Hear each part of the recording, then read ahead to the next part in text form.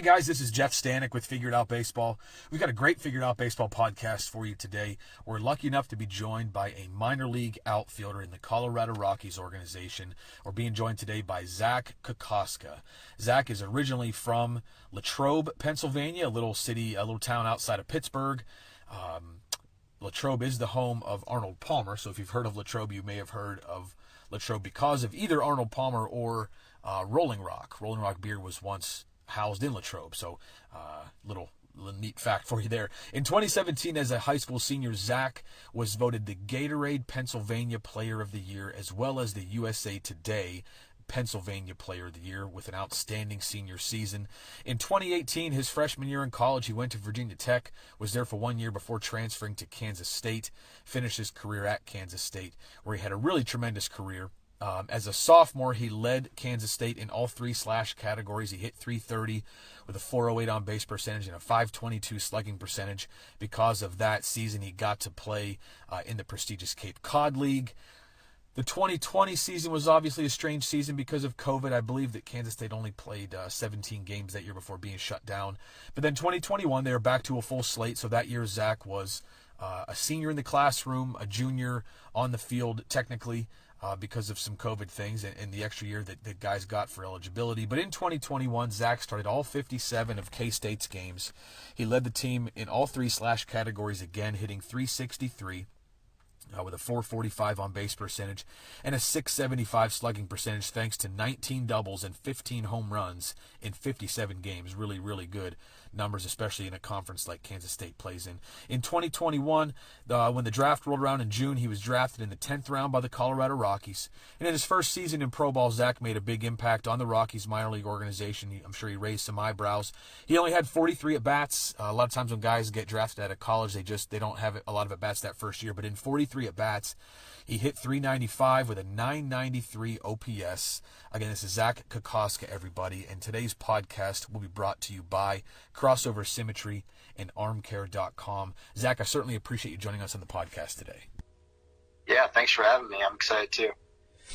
So I typically like to start with something that stands out from guys' bios, and for you, I want to start just with the amount of success that you had in college. Usually guys will have kind of up and down years, and even guys that end up getting drafted pretty high, they might have, 1 or 2 years that sort of stand out among the others, but you had a pretty consistent career in college.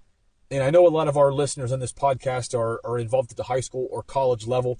I just kind of want to ask you, first of all, about your college days, and if there was anything in particular that you did that you feel like helped you be that consistently successful at the college level. You put up very similar numbers, almost every year, including the COVID-shortened 2020 year. You got off to a really good start that year as well.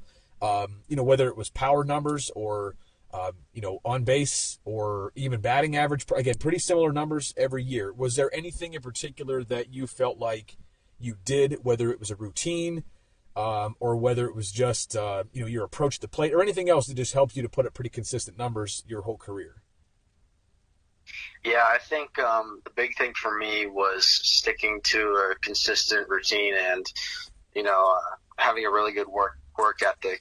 I think work ethic really just separates different people at the college level, because at the college level, everybody's got talent. You wouldn't be at the Division I level if you didn't have talent. But what really separates those who excel in the sport in that level compared to those who dwindle, I think, is just, what you do off the field compared to what you do before the season to prepare yourself to be the best player you can be that season. Whether it's, hitting extra before practice, hitting extra after practice, doing extra workouts on your own, body care maintenance stuff, different things like that. That all kind of just accumulates together to really give you the best chance of having success. And I like to think that I did a lot of my work on my own to just, set myself up to be as successful as I can be, and it paid off. So I think you just need to just do extra work, stick to your routine and not really have people change too much about what you do, because we're all individuals and we all have different swings, different ways of playing the game. But if you make it to the Division I level, it's for a reason, and you got the talent, and you got there for a reason. So, I think it's working hard, and don't let coaches or different things like that affect how you play or change how you play.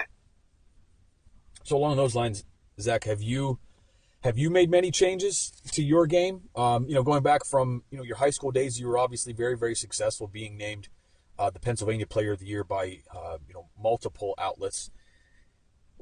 Have you changed a lot of things? Have you been asked to change a lot of things, or have you maybe even made some decisions on your own that you were going to change, or do you feel like you're a very similar player to high school? Obviously, small things are going to change from here to there, but have you made any major changes, like maybe to your swing path, or like added a leg kick, or just anything major, or are you very, very similar in a lot of ways to how you were even as a high school player? I changed a few things. I think my swing mechanics in high school, I got away with a lot of that stuff just because it was the high school level. You're in Southwest Pennsylvania. It's not like you're facing 90 miles an hour every day. The talent level there is probably not at the level of different places like Texas or Florida or Southern California. But I think I've just always had good natural hand-eye ability and good barrel skills, and that I got away with it at the high school level.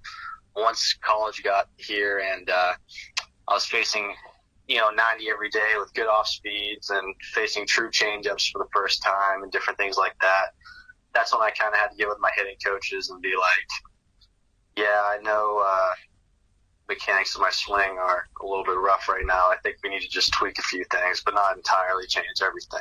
Like I still throw my hands at the ball the same way that I always did. Different things like that. I just fixed up a few things with my lower half and my upper body. I learned what a true approach was too, and the mental side of getting at the plate and having a good plan. I think that's what really the biggest thing that I changed once I got to the college level.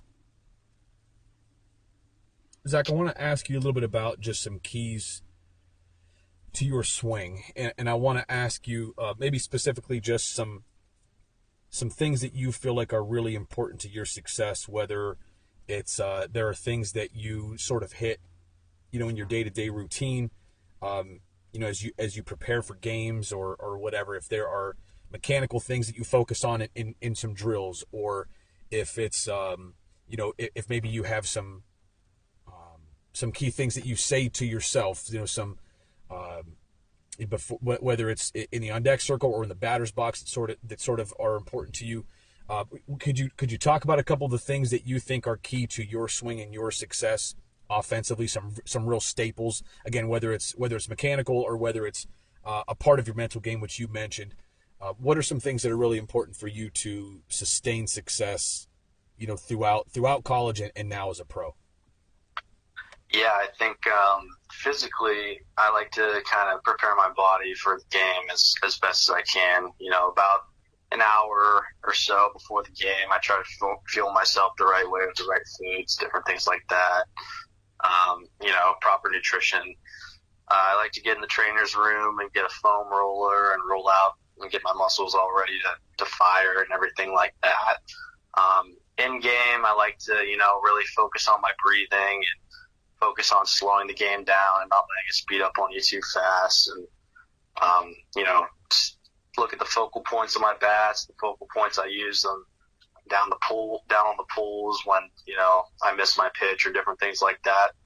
All that goes together with preparing yourself physically and mentally.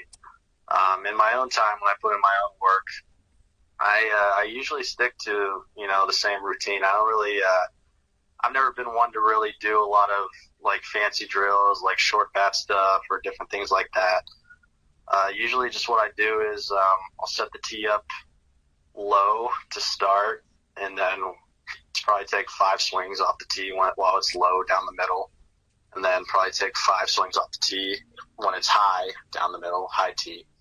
And then I usually just go right to the pitching machine and just hit fastballs or hit curveballs or whatever I need to work on. But I think as developing yourself as to be a good hitter, one of the best things you can do is just hit fastballs off the machine as much as you can, and just work on driving the ball out front into, like, if you're a lefty, left center gap, if you're a righty, right center gap. That's just where you want to try to hunt the ball at, different things like that.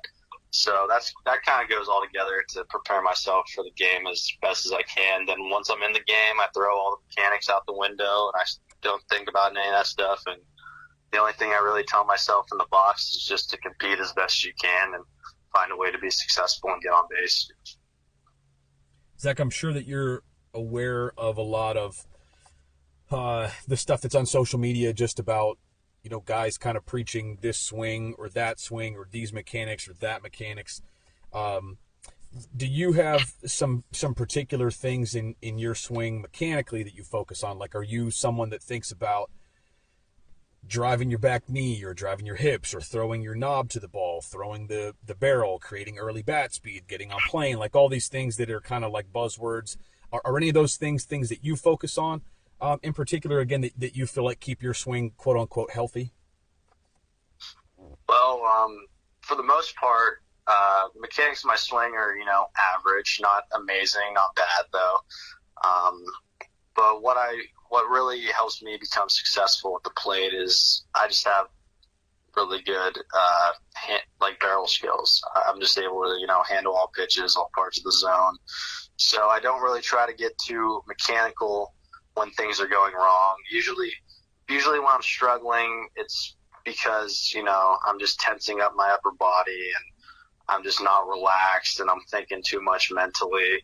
So what my coach at Kansas State told me, Coach Austin Waits, he would just tell me, like, when I'm struggling, when I'm stressed, when I'm focusing on the wrong things, physically all I need to do is just, lower my back elbow in my setup, and that'll relax my shoulders, and I'll be a lot looser and quicker and just a lot more comfortable at the plate. So, yeah, I don't really focus on anything with my lower half or anything like that. I would say, like, an adjustment aspect, all I really focus on is keeping that back elbow down, keeping myself loose in my upper body, and just, sitting on that fastball away and just expecting it to be there and just adjusting to other pitches and just letting my barrel fly and hit the ball as hard as I can.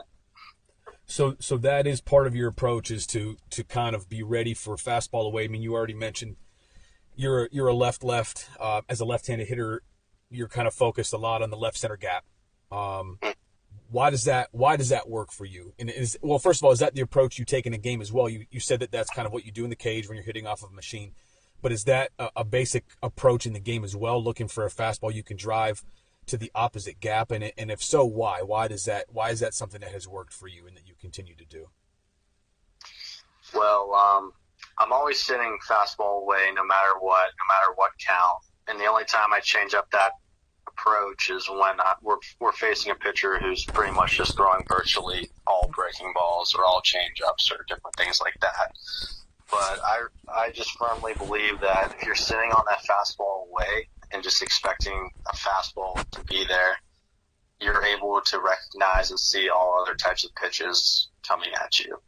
Because if you're sitting a fastball in, it's really hard to recognize spin if it pops out of the hand, especially coming from a right-handed pitcher. If you're sitting on a curveball or an off-speed pitch and they throw a fastball right by you down the middle, you missed a really good pitch to hit, and you're not going to be able to think slow and react and turn fast. You're only going to be able to sit fast on a fastball and adjust to a slower pitch. It's just how the human mind works and the eyes work. And if you're sitting soft on an off-speed pitch and you try to hit a fastball when you recognize it, you're just going to be behind it. You're going to roll over. You're just going to ground out or just completely miss it. So, yeah, I just firmly follow that approach, and 99% of the time that's the approach I'm going to be taking. And then when I recognize a breaking ball after sitting fastball away, if it's a really good pitch to hit, I'll just try to turn on it and elevate it, because that's where most of the home runs come from, is off-speed pitches. But, yep, so pretty much it just comes down to me sitting fastball away and adjusting the spin. Now, are you a guy that will naturally turn on fastballs in? And if, is that a pitch you can handle, or do you like, do you like fastballs in, but just timing wise, you think it's better to like sit fastball away and adjust in, or do you find that you get yourself in trouble if you pull too much? Like, do you end up does that end up kind of throwing off your timing a little bit? Just I'm curious about that because you're a power guy. You've been a power guy in college, and I'm sure that's why part of the reason for you being drafted is your power potential. So I'm curious about that because your approach of kind of sitting to the opposite field gap is different than what you might hear. Again, and a lot of these podcasts, Zach, I know you probably haven't listened to them, but on a lot of these podcasts, I like to address issues that I think are prevalent in youth baseball. And I think that the noise in youth baseball, all the way from little league to high school, is too much. It's too focused on pulling the baseball, and it's too focused on especially pulling the ball in the air. And I think that just creates a lot of issues for hitters from timing to pitch recognition, is kind of as you mentioned. But I'm just curious with you, do you sit fastball away and are you, do you like to, and are you able to? Is it a strength for you to react to fastballs in and pull it where it's easier to maybe to hit some of those balls in the air and hit them out to your pull side, or a lot of your home runs are a lot of your extra base hits to the opposite gap? I would say my answer to that question is when I'm going really good and I feel really good at the plate, I am able to, pull that inside fastball and recognize it even when I'm sitting fastball away. When you're going good, you're going good. You're hitting everything. It doesn't matter if it's, a foot out of the zone. You'll probably be able to put a barrel on it. But when I'm struggling, I'm not really going to, take the risk of trying to swing at that pitch unless I have 2 strikes because, you're starting to think pull and you're thinking pull and looking in. It's really going to just, throw off a lot of your mechanics because we talk about this a lot with the Rockies. If you're sitting on a fastball away and trying to hit it into the opposite center gap, you're going to land in the best possible position to be able to handle all types of pitches and have the most efficient and mechanically clean swing. If you're looking to just, pull a fastball in the air and try to hit it over the fence, it might happen, 1 out of every 30 times you try it. But I'd much rather, take a safer path and just try to hit in the opposite center gap, and, you'll probably be a lot more consistent with that. When you're talking about, youth baseball, and I couldn't agree with you more, that's just, before you become a mature hitter at the college level and especially the pro level, kids when they're younger, we just want to see how far we can hit the ball. In practice, you want to just work on, just trying to hit as many home runs as you can, seeing if you can hit it farther than your buddy next to you and different things like that. But if you want to be a really elite baseball player and learn a mature approach and develop yourself the right way at a young age, the best thing you can do is work the opposite center gap as much as you can. And then, you still want to mix a few pull side swings in and everything like that, but you can learn to go in the opposite center gap at a young age. You're gonna get a lot of really good looks because that's just the mature approach, and it's just gonna make your swing mechanically sound at a young age. And once you're mechanically sound, that's when the power comes and you become a really deadly hitter. Today's podcast is brought to you by Crossover Symmetry and armcare.com. For all baseball players, if you want to increase velocity without losing command or throw out runners from anywhere in the field, check out armcare.com. Developed by Crossover Symmetry, armcare.com measures your arm strength and delivers customized prep, strength, and recovery training based off what you need most that day. Gain velocity through targeted training while also having your best stuff every game. Armcare.com is used at every level of baseball by players who want an advantage over their competition and take their health and performance seriously. Go to armcare.com and get started today. I'm going to ask you a question that might be a little difficult without any visual here, without being on a Zoom call, but I'd like to ask anyway. I really enjoy talking hitting, and I think this is something that that we can spend a little bit of time on. Zach, when you're driving balls consistently to the opposite field gap, are you throwing your hands and barrel in that direction, or and maybe taking a different bat path, a different hand path to an inside fastball, or is it basically the same swing and just a matter of your contact point, like you're hitting that ball to left center gap as a left-handed hitter deeper and hitting the ball to up to your pull side more out in front? Like does your swing path and barrel path change to hit those pitches, or is it just a matter of contact points? Well, when it comes to that, if you're going to hit a ball into the opposite center gap, you always want to be trying to hit the ball out front no matter where it's at. That's where you do your damage. You get in trouble when you let the ball get too deep in the zone. But if you're going in the opposite center gap and that's where you're trying to hit the ball, you're going to have to let it get maybe slightly deeper, but not too deep where you can't still put power into it. But when you're thinking that way, you still are trying to stay through the inner half of the ball. And lots of people think it's the opposite when you're going to the pull side. They think you want to try to get around the ball and, get under it and lift it and everything. But that's not what I believe. Nobody really knows what's true or not in this game. It's always changing all the time. But even on an inside fastball, when I'm trying to pull it, I'm still trying to stay through the inner third of the ball, because that keeps your barrel on the ball the longest, and the longer the ball's on your barrel, the more power input you're going to put into the ball, and the farther it's going to go and the faster it's going to come off your bat. So I would just say, it's really important just to always be working through the inner half of the ball, no matter where it's pitched, and trying to hit the ball out front, and just, trying to work on rising line drives. Excuse me. Lots of times you're,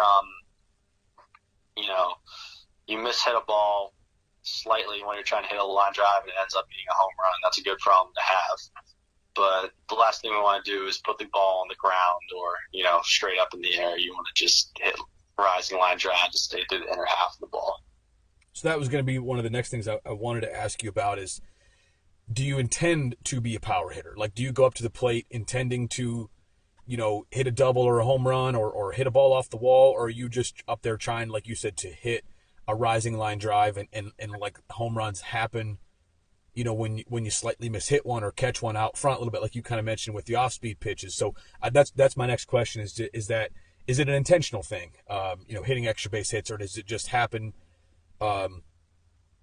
when you square balls up and just you hit them in the right spot, or just catch one at the right angle that it ends up going into the gap or off the wall or over the wall? So just kind of curious about that with you as a power guy, whether that's something intentional or something that just are home runs kind of accidents for you. I think that's something that people probably have heard before, but I think it's always a good topic of conversation to ask with a guy who hits a lot of home runs. Yeah, I'm never going up to the plate trying to hit a home run. I feel like once you're trying to really elevate the ball and put it in the air a lot, your swing gets long, your mechanics get all wonky and everything like that. And on the opposite side, I'm never trying to hit the ball on the ground, because ground balls are outs at the professional level and at the college level. So every time when I go up to the plate, I'm just trying to, hit a line drive as hard as I possibly can up the middle or into the opposite center gap. And lots of times, like I said, you'll mishit it and it'll go a little bit more in the air, and that's when the home runs happen. Or lots of times you mishit it and you get on top of it a little bit, but it's still going to be, a 105 mile per hour ground ball that's probably going to make it up the middle or through a gap in the infield. But when it comes to, being a power hitter and hitting a lot of far balls and everything, you hear a lot about launch angle, and pretty much the way I've learned that launch angle is it's just your contact point. If you're hitting the ball out front, but you have a flat bat path and everything, it's probably going to go a little bit more in the air because you're just putting more power into it. You're just getting it out front more, and it's going to be driven farther. If you're usually most of the time when you're hitting ground balls, it's because you're late and your contact point is too deep in the zone. So you always want to try to work out front. That's where the launch angle comes from. And just pretty much hunt that opposite center gap. And also we talk a lot with the Rockies about, the fastball away approach. We're usually using that. And when you recognize spin, that's when you want to try to, get a little long with your swing and elevate it, because there's that velo change where you have that small amount of time to have a longer, slower swing. And lots of times if you catch, if you swing up a little bit and catch a breaking ball the right way, it's going to meet your bat path when you're swinging up, and that's when the home runs are going to happen. So, I'm always sitting fastball away, trying to hit like a hard line drive in the opposite center gap. And when I'm recognizing spin, that's when my bat path might get a little longer and try to elevate pull side to get those home runs and those extra base hits and those balls off the wall. So, Zach, this sort of line drive, opposite field gap type approach that you've got, that you really firmly believe in, when did you establish that? Is that something that you had as a, were you mature enough as a high school player or even younger to have that approach? Did it take until you got to college to figure that out? Just curious when exactly that kind of became your go-to approach, and who helped you get there, or what, what did you learn? What did you experience? Or maybe a coach that helped you? I'm just kind of curious how you got to that point and when exactly that happened for you. Yeah, in high school, I didn't even know what an approach was. I never really learned that at a young age. I never really matured that early as a hitter to learn about a mature approach like that. I would usually just go up and just try to hit the ball to the pull side as hard as possible. And it would work at high school, because the competition's subpar and everything. But once I got to college and I started struggling a little bit, facing good arms for the first time, like true good arms for the first time, that's when I got with my coach at Kansas State, Coach Waits, and we really talked about a true approach with sitting fastball away, expecting it there, and just trying to hit that ball into the opposite side gap, like I've been saying. And, at first it seems a little weird because you're thinking, what if I miss a nice fastball and that I could have hit to the pull side out and different things like that. But once you really start playing the game and start, trusting that approach more, you learn that if you have a solid approach, you just become a lot more consistent and a lot more better of the hitter. I would just say Coach Waits, couldn't thank him enough to, teach me a solid approach like that. And I've been using that since I got to Kansas State, and now I know how important, a proper approach is to be a mature and deadly hitter. Because I guarantee you at the pro level and at the college level, anybody who's starting at a Division I or starting at a pro level, everybody has a plan when they go up to the plate. They're not just going up and just, trying to see a ball and hit it. Like, there's an old saying where people just say, just see the ball and hit the ball, but that's just not true. You need to have a plan, going to the plate, because if you fail to prepare, you're preparing to fail. So you need to know what the pitcher's doing. You need to watch him. You need to study him. You need to know his arm slot. You need to know what's his good pitches, what he can throw for a strike, what he throws in certain counts. All of that just comes together to give you the best possible chance to, put the barrel on the ball. If you barrel up the ball and it's an out, you can't control that. All you can do is just try to hit the ball as hard as possible and just hope luck's on your side. So you've got the approach of looking fastball away, but you also, you're trying to get information on the opposing pitcher in college. There's a ton of video out there now, and I believe it's Synergy, right, is what colleges are using. Yeah. So you have video on literally basically every pitcher, maybe except some incoming, some true freshmen. You've got video on these guys, and you're kind of seeing what a pitcher, what they've got, what pitches they throw, as you said, what pitches they can throw for strikes early in the count, especially what pitches they're throwing later in the count when they're ahead, especially to a left-handed hitter, as you are. But you kind of mentioned earlier that you stick with, even though you know what a pitcher has, you're still going to mainly stick with your approach unless someone's just, really kind of an outlier in one way or another. So what does that information do for you, Zach? You're still going to mainly sit with your approach.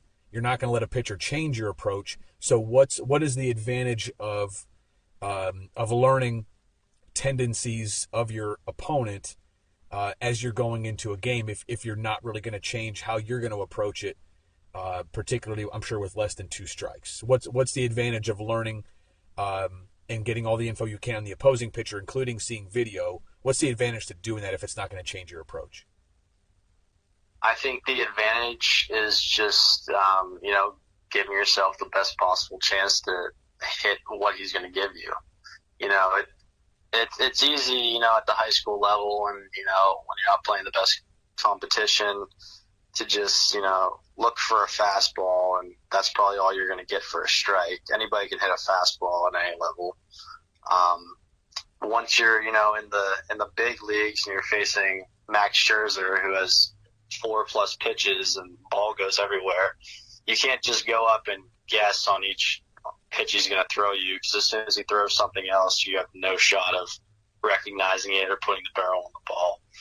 But when you have a solid approach and you know what a pitcher's strengths and weaknesses are, it puts him at a disadvantage, because he realizes, man, this team's really, hitting my best pitch that I throw all the time. I need to switch it up. I need to throw a pitch that isn't my strength, and that pitch just starts getting hammered. Then he gets all messed up mentally, and at that point you've won against him.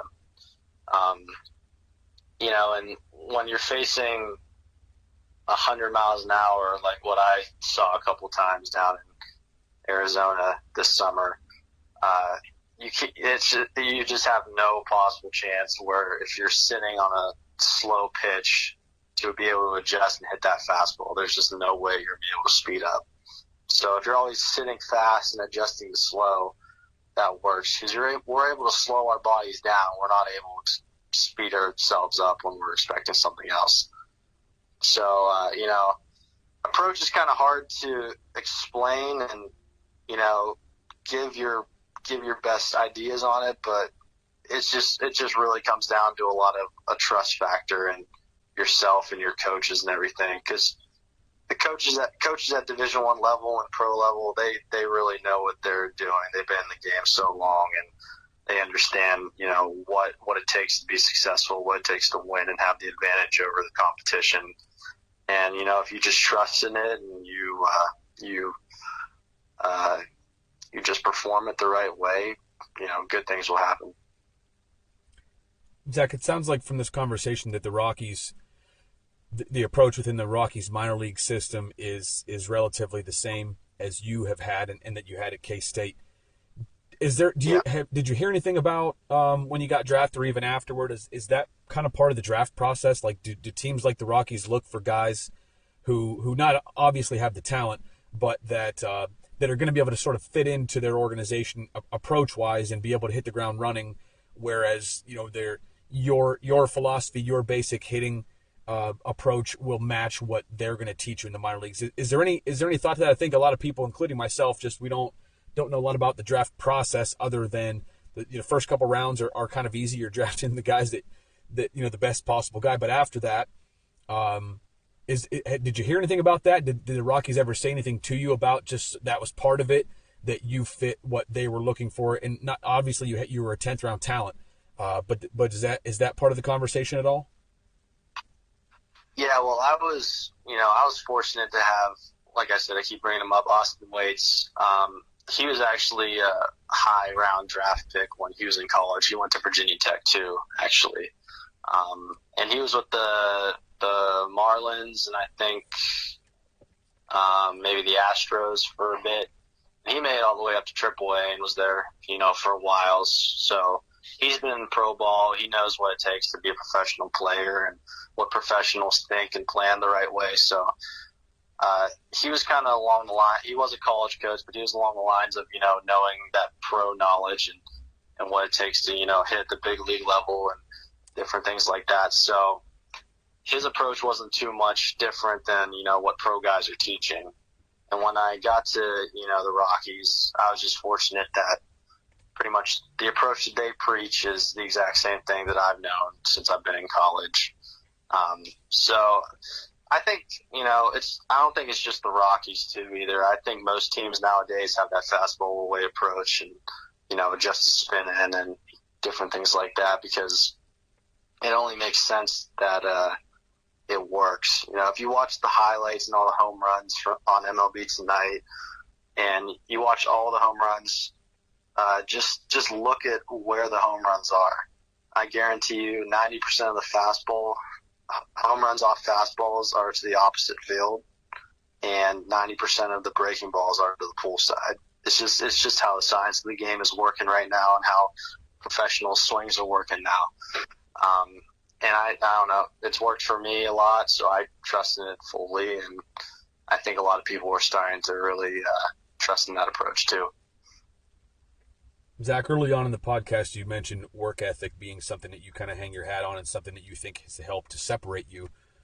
And I kind of asked about your approach to plate and sort of how that's progressed. But as far as your work ethic, how did you establish that exactly? Was there a coach along the way or someone, family member or whoever that sort of helped to push you to your limits and to work at a certain level in order to achieve what you wanted to achieve, ultimately playing pro ball? I think it's interesting to have conversations with guys about that and about just kind of where your work ethic comes from, who helped you establish it, if anybody, and just kind of see, some steps along the way that have helped you to become the person that you are and the worker that you are. So for you, Zach, how did you establish this work ethic? When did it come about? And was there anybody along the way that sort of helped to get you there? Well, I honestly think I've had a really good work ethic my entire life. When I was starting baseball, when I was 7 years old, I was honestly really bad at it. I wasn't naturally talented, naturally athletic. There were a lot of kids around me that had natural talent but didn't work hard. But, I liked the game. My dad put me in the right places to be able to develop myself. But I always just kind of knew, and my parents always taught me the lessons where, the hardest worker gets paid off. And I was just trying to outwork the next guy next to me, no matter what the circumstances were my whole life. And I firmly believe if you put in more work than the guy next to you, eventually you're going to pass him up. And, it's just learning that at a young age and learning to work that hard at a young age makes it a lot easier later in life, because it's always hard starting new things and, trying to change yourself as a human being. But if you learn the good moral values of, working hard and keeping your head down at a young age, it just comes naturally at my level now. I mean, at my point now, it's like if I go a full day without doing anything to benefit my body or my baseball career, I get fidgety. I feel not sorry for myself. I feel almost like guilty, like I just wasted a day. I wasted a day where I could get better. I wasted time that I'm not going to get back. But yeah, I've just always had a great, social structure and family structure around me to be able to teach me the benefits of hard work and, always trying to be the best no matter what. My dad's always kind of made me an ultra competitor, no matter what sport I'm playing or what I'm doing, he always never settle for anything less than first place or being a winner. If you start to feel comfortable with coming in second and losing and different things like that, it's just going to carry on into other things. Eventually you're just not going to be successful because of it. So what about your offseason this year, Zach, with as far as your work ethic is concerned, to try to get an advantage this offseason? What are some things, can you talk to us about some things that you were working on as you kind of head into spring training or towards spring training anyway? Is it, and this is obviously for you personally, but were you trying for some strength gains? Was like flexibility and mobility a part of it? Or was there any sort of, mechanical changes you wanted to make or just anything else? What can you kind of tell us about just your focal points for this offseason in particular and what you are working on and hoping to accomplish? Yeah, well, pretty much how this off season has been structured for me is I've been lifting hard, probably 4 days a week, Monday, Tuesday, Thursday, Friday, mixing a mobility day on Wednesday. Then I usually give myself the weekend off to just fully recover my body and, get mentally sound and everything, because it's a lot better to work smarter and do the right things to set your body up the right way than just working yourself to death and taking bad reps and putting too much strain on your body where you're getting injured or you're just working out things that don't need to be worked out. We all want to work as hard as we possibly can, but you have to be smart with the approach that you're taking into your work. You don't want to be you don't want to be, bodybuilding as a baseball player because it's going to make you tight. You're going to get injured. You're going to just make yourself strong in areas that you don't want to be strong. You have to have the right lifts in mind. You got to work out the right muscles. You got to take care of your body the right way. You got to, keep flexible so that when you're in season and you're playing every day and you're stretching every day that you don't injure yourself and different things like that. Plus, you got to be on top of your nutrition and put the right things in your body, the right supplements.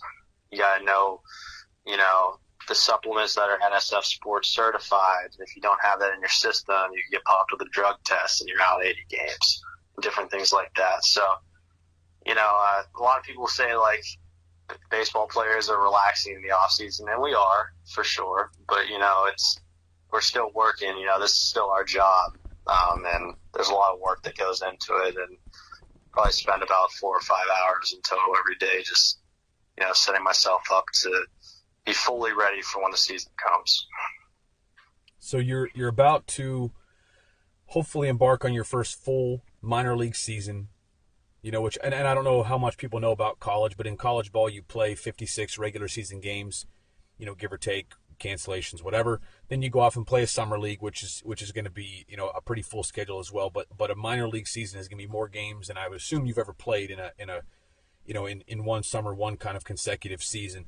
Have you gotten some advice from guys, whether it's coaches, other players, former players?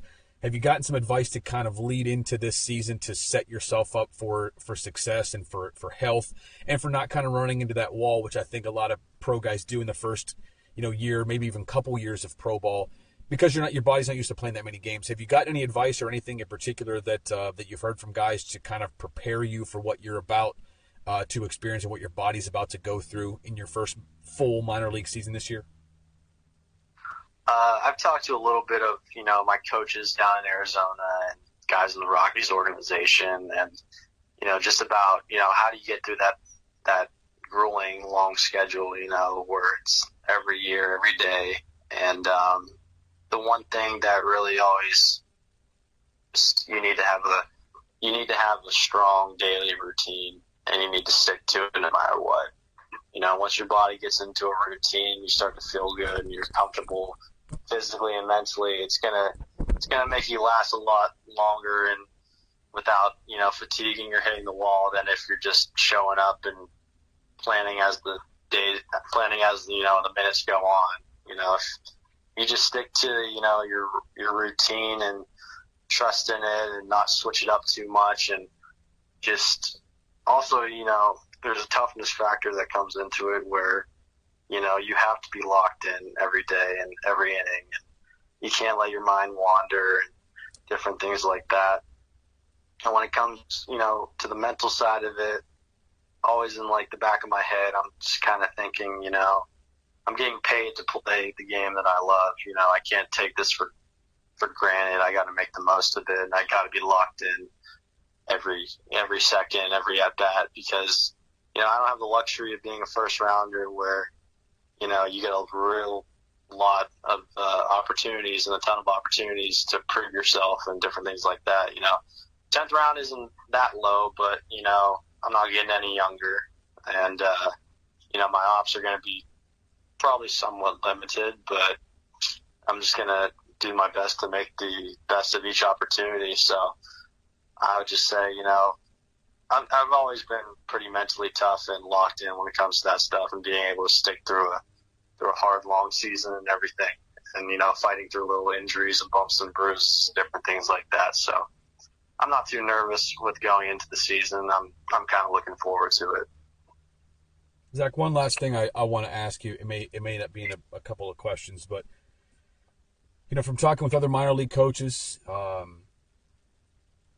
think that there are obviously if you're in the minor leagues and you're advancing levels, you can just flat out dominate that level and get bumped up. But I also think that a lot of different minor league levels, maybe more so for pitchers than hitters, but probably both, I would assume, that there are certain things that like the organization wants to see from you before to say like, okay, Zach's ready to move up to the next level. whether they're check boxes or whether it's just certain things you've been working on that they sort of want to see that you're handling really well or whatever it is. For you to be a big leaguer, for Zach Kokoska to be a big leaguer, what do you think are things that you need to do, things that you think need to maybe improve in your game, things that you sort of have your sights set on, like, as I progress in this area or get better in this area, like this is kind of a ticket to me getting there.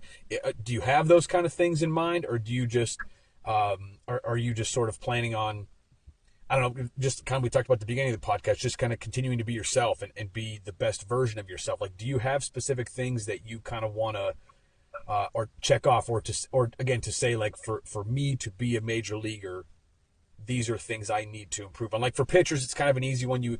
Not easy, but you read scouting reports and say, okay, this guy's got to get more consistent with his control. He's got to get more consistent with his slider. His slider will flash plus, but other times it won't look as good, and the changeup needs to be more consistent. And, like, those are kind of typical things you read about pitchers. Are there those things for you as a hitter that you feel like are keys to your success and keys to you making, getting to the ultimate level of being a big leaguer?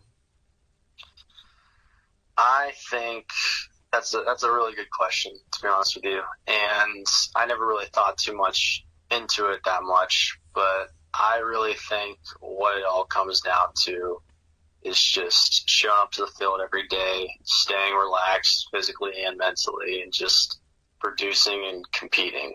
And I really think, I think right now I have the tools and the makeup and the mental maturity to be a major league hitter right at this very moment now.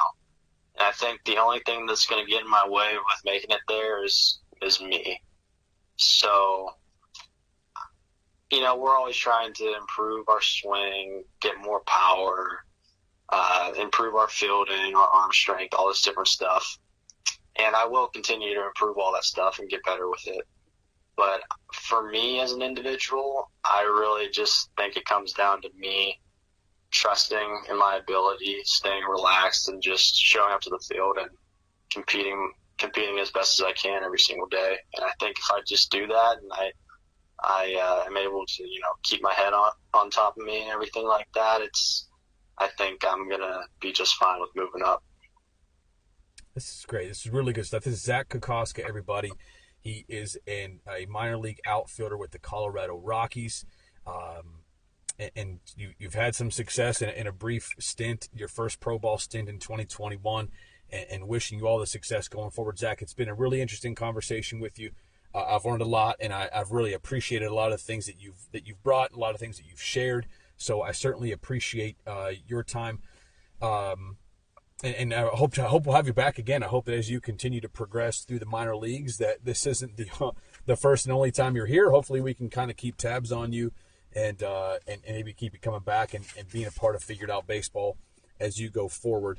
Today's podcast is brought to you by Crossover Symmetry and armcare.com. Zach, again, I certainly appreciate your time today, and thanks a lot for joining us. Yeah, thanks for having me, and I'll definitely be back on the podcast for you. Just let me know.